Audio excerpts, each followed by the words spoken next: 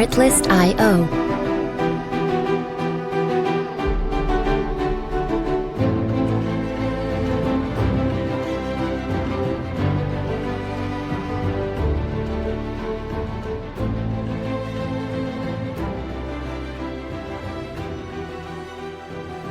Music licensing reimagined. Imagine this for a second. You decide you want to start, a local club. Nothing huge. Right? Nothing wild. Maybe a history group or a cultural center. Teach some local dances. You get the paperwork, find a few friends, and head to the courthouse to register. It should be simple. In and out. But then the government just says no. And they don't say no because you filled out a form wrong or forgot a fee. No, they say no because of the name. Exactly. They tell you that just by calling your club by that name, you are a threat to the national security of the entire country. It sounds like something out of Orwell, doesn't it? But this is a very real and actually a pivotal moment in European legal history. It is. Today we're doing a deep dive into a case that started exactly that way. It's from 1998. Called Sidiropoulos versus Greece. And it might sound like some dusty old court file, but this ruling basically rewrote the rule book for how European countries can treat their own citizens. That's absolutely right. And if you look at the sources, the official case history from the European Court of Human Rights, legal analyses, historical reports, this isn't just about one club. It's really seen as the birth certificate for minority rights in Europe. It really challenged the legal definition of democracy itself. So our mission today is to cut through all the legal jargon, and believe me, there's a lot of it, to really get why this ruling matters to you. We're going to see how a dispute in a small Greek region ended up shifting the burden of proof for governments across an entire continent. It really boils down to who gets to decide who you are, the government. Or you. And what's fascinating is that the principles from this courtroom back in '98 are still being used today. In Poland, in Bulgaria, all over. Okay, so let's get into it. To understand the explosion, we have to look at the fuse. So we have to go back to 1990. Can you set the scene for us? Because the geopolitical vibe back then was, well, it was intense. Context is absolutely everything here. We're in the Florina region of northern Greece. The year is 1990. Now think about what's happening just across the border. Yugoslavia is on the verge of just violent collapse. The Cold War is ending. There's this huge anxiety about borders, about national identity, about stability. So everyone is on edge. On edge is putting it mildly. The state is hyper-vigilant. And into this atmosphere walks a group of citizens, one of them, Mr. Sidiropoulos. They want to form a nonprofit. And they want to call it the home of Macedonian civilization. In Greek, stegi makdonikou politismou. Seems harmless enough, a cultural center. On paper, yes. They go to the local court in Florina to register.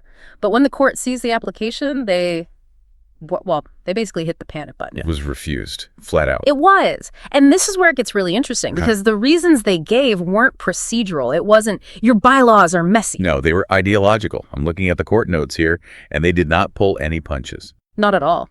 The Greek courts argued that just using the word Macedonian was a direct challenge to the national identity of Greece. You have to try and see it from their perspective. They felt this group was promoting the idea of a distinct Macedonian minority inside Greece. And the state's official position was that this minority just didn't exist. Right. We are one homogenous nation. If you claim to be different, you're dangerous. Precisely. The court said it threatened Greece's territorial integrity and national security. They even accused the group of having a hidden aim. A hidden aim? Yes. The court documents mention a fear of promoting Slavophile propaganda and separatist tendencies. Wow. Slavophile propaganda. That is incredibly loaded language for a nonprofit application. It sounds like they were accusing them of being sleeper agents. It just reflects the deep-seated fears of that moment. The state truly believed that just naming the organization that way was a security threat. They thought if they gave it that official stamp, they were validating a separatist movement, so they blocked it. Okay, so let's play devil's advocate for a minute. If you are the government and you genuinely believe, rightly or wrongly, that a group could destabilize a border region, isn't it your job to stop it? And that is the exact argument the Greek government made. We have a right to protect public order. But that's the core conflict, isn't it? Does protecting public order mean you get to silence a cultural identity? So Mr. Sidiropoulos and his friends, they didn't just give up. They took it all the way to the top. All the way to the European Court of Human Rights in Strasbourg, which is a long, expensive road. 8 years. 8 years. But on July 10th, 1998, the court delivered its verdict. What was the outcome? A unanimous rebuke. Every single judge ruled for the applicants. The court was crystal clear. Greece had violated Article 11. Article 11, that's freedom of assembly and association. But they didn't just say, let them register. They had to totally dismantle that national security argument. Correct. And this is the real meat of the ruling. The court brought in this concept of proportionality. Okay, break that down for me in plain English. Think of it this way. You don't use a sledgehammer to crack a nut. Even if a government has a legitimate worry, their reaction has to be proportional to the actual threat. So the court looked for the threat. Right. They asked, where's the violence? Where are the calls for secession? Where are the weapons? The answer was nowhere. Exactly. They ruled that the simple aim of promoting a distinct cultural identity cannot in itself be a threat to public order. Just saying we have a different history, that isn't a weapon. It's not violence. That feels like a huge distinction. You can be different without being dangerous. And that leads to the most important part, the democracy standard. Oh. The court laid down a principle that still echoes today. Because I think a lot of people assume democracy just means majority wins. If 51% don't want the club, then no club. That's a common misconception.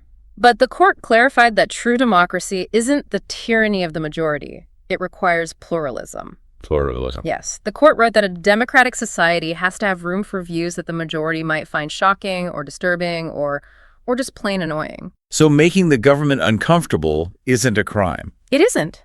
Discomfort is part of a healthy democracy. Even if a group challenges the status quo or the state's official story about its own identity, that group has to be allowed to exist. What's the exception? The only exception is if they advocate violence or undemocratic means. Since this group wasn't doing that, the state had no right to ban them. I love that. It's basically saying democracy should be strong enough to handle disagreement. If your system can't handle a cultural center, maybe your system isn't that strong. That's the subtext, yes. And it wasn't just a moral victory, there was a penalty. Right. The court ordered Greece to pay 4 million drachmas. Which was about 11,700 euros, plus costs. It was a tangible signal that rights were violated. So 1998, the gavel drops. Sidiropoulos wins. Roll credits, right? The club opens. If only it were that simple. And this is the twist in the story. This is the part that, frustrates people who believe in the power of the courts. Winning in Strasbourg didn't mean winning at home. There was a massive, decades-long gap. I mean, imagine being Mr. Sidiropoulos. You've got this judgment in your hand from the highest court in Europe. You walk back into the same office in Florina. And you say, okay, register us now. And the clerk says, no. Wait, they can do that. After a higher court ruling. They shouldn't be able to. But the domestic courts just found new ways to apply the old logic. They cited the same nationalistic concerns, effectively ignoring the European court's ruling. That's maddening. It's like winning the World Cup, but the guy in the parking lot won't give you the trophy. And it got darker than just paperwork. We have to mention the Rainbow Party case, Aranio Toxo in 2005. Right, saw this in the source material. This wasn't just about a stamp on a document. No, this involved actual violence. The party's headquarters were attacked, property destroyed, threats shouted, and the police. The European court found the Greek state failed to protect them. It was another violation. So the state was essentially turning a blind eye. Exactly. And fast forward to 2015, that's almost 20 years after the first ruling. And the European court again found Greece in violation for blocking the very same group. So, okay, if the group still couldn't register for decades, why do we call this case a landmark? Kind of sounds like a failure on the ground. Because of the ripple effect. You have to zoom out. Locally, it was stalled. But internationally, the case went viral among human rights lawyers. It set the precedent. It became the tool, the legal weapon. Let's look at Bulgaria. In 2001, a case comes up, Stankov and the United Macedonian organization Ilinden v. Bulgaria. A very similar situation. Almost identical. Bulgarian authorities refused to register a Macedonian organization, citing separatism, national security. Sound familiar? The exact same playbook. And the lawyers for the group just pull out the Sidiropoulos judgment. They tell the court, you've already decided this, and they won. The court used that same logic to tell Bulgaria it couldn't ban a group just to silence a minority opinion. So Sidiropoulos gave the court a template to just say, we've had this conversation.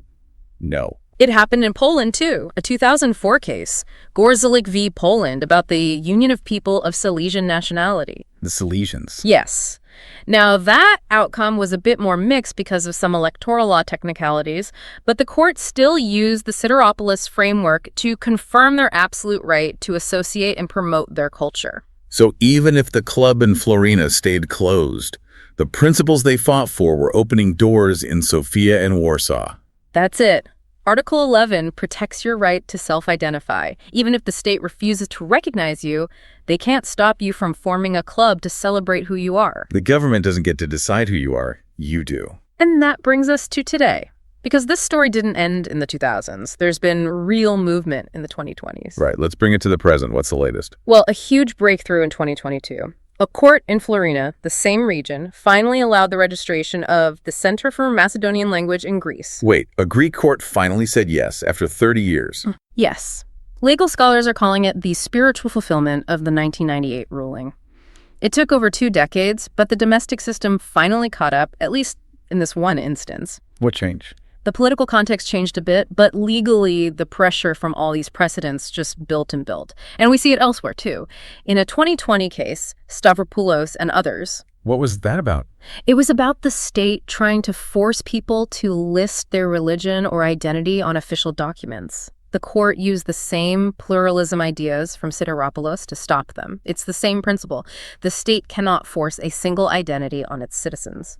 So, if you had to summarize the legacy of this case in one sentence, what's the big takeaway? It shifted the burden of proof. How so? Before Sidiropoulos, it felt like it was up to the minority to prove they existed, to prove they weren't dangerous. Now, because of this case, the burden is on the state. So the state has to prove why a peaceful group shouldn't exist. Exactly. The default setting is now permission, not prohibition. That is a complete 180. It is. It's the difference between asking for permission to be yourself and having the right to be yourself unless you're actually hurting someone. I think that's the perfect way to frame it. We went from a rejected application in a small office in 1990 all the way to a cornerstone of European human rights law. It really just shows that a healthy democracy isn't about everyone agreeing. It's about creating a space where views that the government might find uncomfortable or challenging can still exist safely. The right to belong. Yeah. On your own terms. Exactly. So here's a final thought for you to chew on. We talked about a name, just a name on a piece of paper, being treated as a threat to national security. If a government can ban a cultural club because it dislikes the name, what else can it ban? It's a very slippery slope. At what point does national security stop being about safety and start being an excuse to silence diversity? The Sidiropoulos case suggests the answer to that question really defines whether a society is truly democratic. Thanks for listening to this deep dive. We'll catch you on the next one.